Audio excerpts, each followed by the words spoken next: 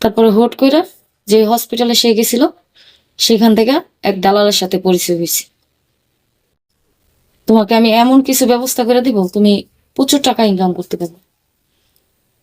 এই সুযোগে দালালে কি করলো, তারে বিদেশে বিক্রি করে দিল, বিদেশে দিয়ে দিল, বিক্রি করে দিল।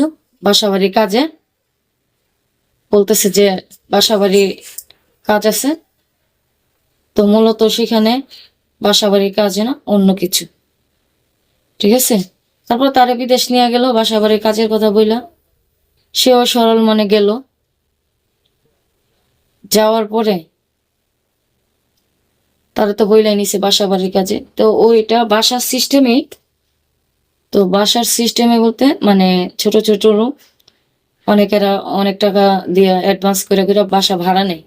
ভাড়া নিয়ে নেয়া ওই মেয়েগুলার দিয়া, আরো অনেক মেয়েরা আছে ওই জায়গায়।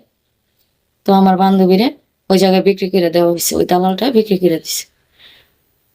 বিক্রি করার পরে ওরে বলতেছে যে একটা সিল মারা লাগবো তোমার, বাসা বাড়িতে কাজ করতে হলে একটা সিল মারা লাগবে। তো বিদেশ যারা যায় তারা নাকি, বিদেশ যারা যায় তারা তো আর সিল মারে না, যারা প্রতিটার ইয়ার মধ্যে যায় তখন তারা সিল মারে।